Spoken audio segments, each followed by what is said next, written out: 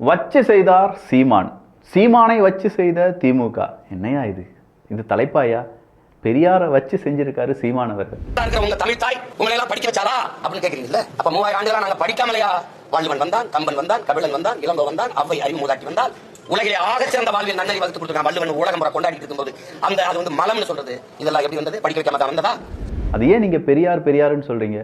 மொழிப்போரா இருக்கட்டும், இல்ல இஸ்லாமியர்களை பத்தி பேசினதா இருக்கட்டும், கீழ் வெண்மணியா இருக்கட்டும், இப்படின்னு சொல்லி சீமான் அவர்களுடைய கட்சியை சார்ந்த இடும்பவனம் கார்த்திக் அவர்களும் இப்போது மெயின் ஸ்ட்ரீம் மீடியாலையும் பெரியார் அவர்களுடைய உண்மை என்ன பொய் என்ன அப்படிங்கிற மாதிரியான விஷயங்கள் எல்லாமே பேசிட்டு இருக்காங்க.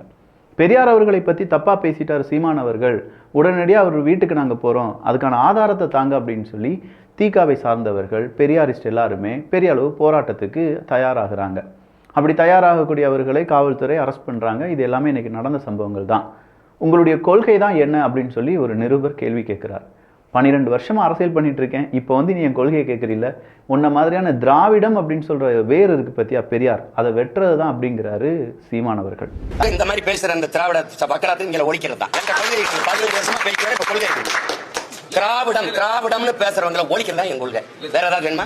பலதரப்பட்ட அரசியல்வாதிகள் அதற்கு சப்போர்ட் கொடுக்குறாங்க. அதாவது பெரியாருக்கு எதிராக, திமுகக்கு எதிராக, இல்லாட்டி அதிமுகக்கு எதிராக, இந்த மாதிரி திராவிடத்துக்கு எதிராக இருக்கக்கூடிய அரசியல் கட்சி தலைவர்கள் எல்லாருமே சப்போர்ட் கொடுக்குறாங்க. அண்ணாமலை அவர்கள் சொல்றாரு, சீமான் அவர்கள் சொன்னது சரிதான், அதற்கான ஆதாரத்தை நான் கூட தாரேன் அப்படின்னு சொல்லி ஒரே நேரத்தில் சீமான் அவர்கள் அண்ணாமலை அவர்கள் அப்படிங்கிற மாதிரி 2 பேருமே பெரியாருக்கு எதிராக நிற்கிறாங்க. அந்த பக்கமாக தாவைக்காவை சார்ந்தவங்க, இந்த பக்கமாக திமுகவை சார்ந்தவங்க, நீலம் பண்பாட்டு மையம் இப்படின்னு சொல்லி ஓவராலாக பெரியாருக்கு சப்போர்ட்டாக இருக்கிறவங்க பெரியாரை அழிக்க முடியாது அப்படின்னு சொல்கிறாங்க. இது எல்லாமே இன்றைக்கி அரசியல் களத்தில் பெரிய ஒரு புயலை கிளப்பி இருக்கிறது. சொல்லப்போனால் பெரியாருடைய உண்மைகள், பெரியாருடைய பிம்பம், பெரியார் இதை தான் சொன்னார் அப்படிங்கிற சில செய்திகள், இதை பற்றியான டீபங் அப்படிங்கிறத பலரும் செய்ய ஆரம்பிச்சிருக்காங்க. பெரியார் சொல்லவில்லை அப்படிங்கிற ஒரு குரூப், பெரியார் சொன்னாங்க அப்படிங்கிற இன்னொரு குரூப். இதில் யார் ஜெயிக்க போகிறாங்க அப்படிங்கிறத மக்கள் தான் பார்க்க வேண்டும். மக்கள் பகுத்தாய்வு செய்து அதை புரிந்து கொள்வார்கள் அப்படின்னு சொல்லி நாமும் நம்புவோம். இது ஆழமான அரசியல் சதுரங்கம்.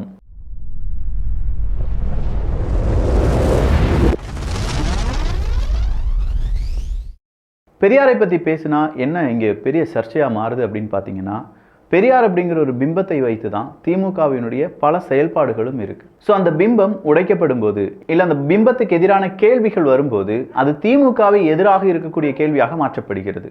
அவங்களுக்குள்ள ஒரு பயம் பதட்டம் வரும்போது, எதிரணியில் இருக்கக்கூடிய இந்த பெரியாருக்கு எகெயின்ஸ்டாக பேசக்கூடிய நபர்கள் பல வாதங்களை முன்வைக்கிறாங்க. சரி, அதுக்காக பெரியார் எதுவுமே செய்யலை அப்படின்னு சொல்லி நம்ம பிளாங்கா சொல்லிடுவோம்னு பார்த்தா அதெல்லாம் கிடையாது. பெரியாரும் நிறைய நல்ல விஷயங்களை செஞ்சிருக்காங்க. எல்லாரும் செய்கிற மாதிரி அவரும் செஞ்சிருக்காரு.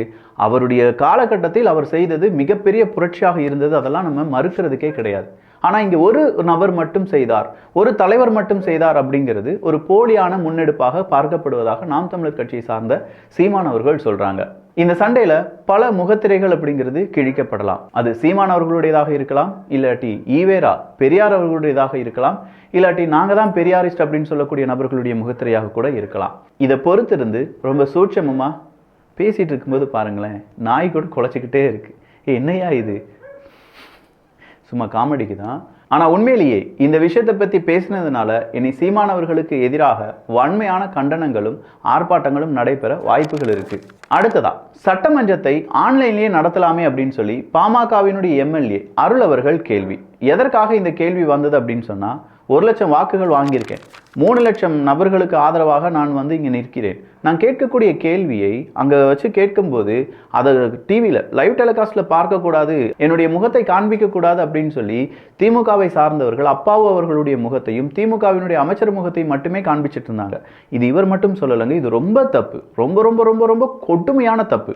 இதே நேரத்தில் இதே திமுகவை சார்ந்த மு.க. ஸ்டாலின் அவர்கள் ஒரு கேள்வியை கேட்டிருக்கார். ராகுல் காந்தி அவர்கள் பேச வரும்போது அவருடைய முகத்தை மறைத்து மோடி அவர்களுடைய முகம் வருவது ஏன் அப்படிங்கிற கேள்வியை கேட்டிருக்காங்க. இதே விஷயத்தை தானே நீங்களும் செய்றீங்க. இங்கே எதிர்க்கட்சியாக இருக்கக்கூடிய நிறைய நபர்கள் கேள்வி கேட்கும்போது அப்பாவு அவர்கள், துரைமுருகன் அவர்கள், அந்த பக்கமாக வேறொரு அமைச்சர் ராஜகண்ணப்பன் அவர்கள் இப்படின்னு சொல்லி திமுகவினுடைய நபர்களுடைய முகத்தை மட்டுமே காண்பிப்பதால் மக்கள் என்ன பார்க்க வேண்டும் அப்படிங்கிறத முடிவு செய்யக்கூடிய பாசிசம் தானே நீங்களும் செஞ்சுட்டு இருக்கீங்க அப்படிங்கிற கேள்வி வருதா இல்லையா? அந்த கேள்வியை பாமகவினுடைய எம்எல்ஏ அருள் அவர்கள் கேள்வியாக கேட்டிருக்கிறார். அடுத்ததா தமிழக வெற்றி கழகம். ஒரு ஆடியோ லீக் ஆகுது, வேற யாரும் கிடையாது, அது தமிழக வெற்றி கழகத்தினுடைய இந்த வியூக வகுப்பாளர் அப்படின்னு சொல்லலாம்ல, ஜான் அவர்களுடைய அந்த ஆடியோ தான்.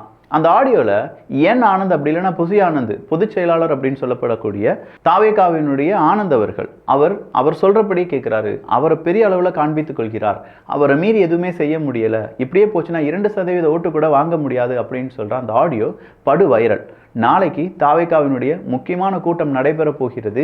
ஸோ இந்த ஆடியோ லீக்குக்கு பின்னாடி என்ன இருக்கு, இதுக்கு பின்னாடி தாவேகாவினுடைய தலைவர் விஜய் அவர்கள் என்ன முடிவுகள் எடுக்க போகிறார் அப்படிங்கிறதெல்லாம் பொறுத்திருந்து பார்க்கலாம். இதுல அடுத்ததா நாம் தமிழர் கட்சியினுடைய அந்த நிர்வாகிகள் இல்லாட்டி ஆதரவாளர்கள் அவங்களுடைய ட்வீட்லாம் நம்ம எடுத்து பார்த்தோம்னா, ஈவேராவை பேசிய அண்ணன் சீமானை கண்டித்து விசிகா கம்யூனிஸ்ட் கட்சிகள் போராட்டம் என்று வந்தால் இந்த காணொலியை தூக்கி காண்பீங்கள், அவங்க மூஞ்சில வீசுங்க மக்களே, 2 சீட்டு வாங்க எவ்வளவு மானம் கட்ட வேண்டியதா இருக்கு பாருங்களேன், 2 சீட்டை 4 சீட்டா மாற்ற ஏதாவது உருப்படியா வேலையை பாருங்கடா டே அப்படின்னு சொல்லி ரொம்ப வன்மையான கண்டனங்களை கொடுத்திருக்கிறார். ஆனா இது யார் பேசினதை அவங்க டேக் பண்ணியிருக்காங்கன்னா சிவாஜி கிருஷ்ணமூர்த்தி, அதாங்க திமுகவினுடைய ஆபாச பேச்சாளர்களுடைய முதல் நிலையில் இருக்கக்கூடிய நபர்.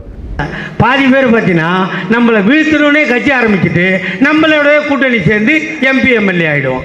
அவர் என்ன சொல்றாருன்னா, நம்ம கட்சியை கலைப்பதற்கு, நம்ம கட்சியை எதிர்ப்பதற்கும், நம்ம அரசியலை நிர்மூலமாக்குவதற்கும் உருவாகக்கூடிய கட்சிகள், அதாவது நமக்கு எதிராக உருவாகக்கூடிய கட்சிகள் கடைசியாக நம்ம கட்சி கூடயே சேர்ந்து MP ஆகுறது, MLA ஆகுறது, 2 சீட்டு வாங்குறது, இதே தான் பொழப்பா வச்சிருக்காங்க அப்படின்னு சொல்லி இப்போ திமுக கூட ஒட்டி இருக்கக்கூடிய விசிகா கம்யூனிஸ்ட் போன்ற கட்சிகளை நேரடியாகவே அவர் என்ன செய்கிறாரு, அப்படி பழித்து காண்பிக்கிறார். இதை மக்கள் நீதி மையமும் புரிந்து கொள்ள வேண்டும்.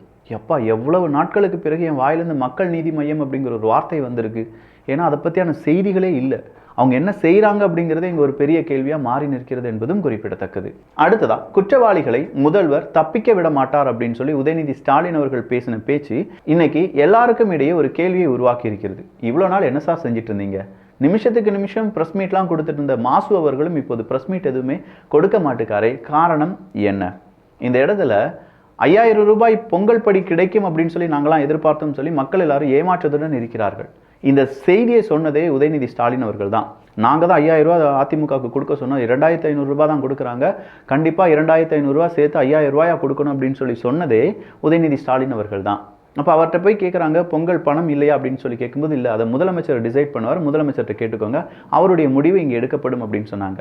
அப்போ நீங்கள் துணை முதலமைச்சராக இருக்கீங்க, இந்த 5000 ரூபாய் அப்படின்னு சொல்லி பேசுனதும் நீங்கள் தான். இப்போ மட்டும் நீங்கள் முதலமைச்சரை கை காண்பிக்கிறீங்க. இனி முதலமைச்சர்கிட்ட போய் கேட்டால் அதிமுகவினுடைய பீரியடில் துரைமுருகன் அவர்கள் சொல்லிட்டாங்களே, இன்னைக்கு சட்டசபையிலே சொல்கிறாங்க, எலெக்ஷன் இருந்துச்சு, அதிமுக 2500 ரூபாய் கொடுத்தாங்க, இப்போ இது எலெக்ஷன் டைம் இல்லை, எலெக்ஷன் வரட்டும் நாங்களும் கொடுக்குறோம் அப்படின்னு சொல்கிறாங்க. ஸோ மக்கள் ஒன்று புரிஞ்சுக்கோங்கயா, பிச்சை போடுற மாதிரி உங்களுக்கு பொங்கல் படியெல்லாம் கொடுத்துட்டு இருக்காங்க. எலெக்ஷனுக்கு உங்களுடைய ஓட்டு வேணும், அதுக்காக 2500 ரூபா கொடுக்குறாங்களே தவிர உங்களுக்கு நன்மை செய்யணும், பொங்கலை நல்லா இனிப்பாக கொண்டாடணும் அப்படின்னு சொல்லி யாரும் இங்கே பணம் கொடுக்கல. இது அவங்களே ஒத்துக்கொள்கிறார்கள். துரைமுருகன் அவர்களுடைய ஸ்பீச்சை நீங்கள் கேட்டிங்கன்னா அவ்வளோ அருவருப்பாக இருக்கும். ஆமாம் அவங்க கொடுத்தாங்க, எலெக்ஷன் இருந்துச்சு, இப்போ தான் எலெக்ஷனுக்கான டைம் இல்லையே, எலெக்ஷன் வரட்டும் அப்படிங்கிறார். இது எல்லா ஊடகத்திலையும் வந்த செய்தி. அப்போ எலெக்ஷன் வரும்போது 2500 ரூபாய் உங்களுக்கு பொங்கல் படி கொடுத்த உடனே நீங்கள் என்ன நினைப்பீங்க? வாவ், பொங்கல் பணம் 2500 ரூபாய் திமுக கொடுத்து விட்டது. தயவு செஞ்சு 2500 ரூபாய் கிடையாதுங்க, அடுத்ததாக 5000 ரூபாய் கிடைக்கும். ஏன்னா 2026 எலெக்ஷன் ரொம்ப குரூஷியலான எலெக்ஷன். அவங்க ஜெயிப்பதற்கு பணத்தை எப்படி வேணாலும் வாரி இழைப்பார்கள். அந்த நேரத்தில் சில உண்மைகளை மக்கள் புரிந்து கொள்வார்கள் அப்படின்னு சொல்லி நம்புவோம். விவசாய குடும்பம் படுகொலை செய்யப்பட்ட அந்த விசாரணையை சிபிஐயிடம் ஒப்படைக்க வேண்டும் அப்படிங்கிற பாஜகவினுடைய ஆர்ப்பாட்டம் இன்று நடந்தது. ஆனா இதை சிபிஐயிடம் ஒப்படைப்பார்களா? பெரும் கேள்விதான். காத்திருப்போம் பதிலுக்காக. இந்த ஒரு காணொலி பற்றி உங்களுடைய கருத்துக்கள் இங்கே வரவேற்கப்படுகின்றன. எல்லோரும் அரசியல் சதுரங்கத்தில் இணைந்திருங்கள். நல்லதை பகிர்ந்து நல்ல சமுதாயத்தை உருவாக்குவோம். நன்றி, வணக்கம்.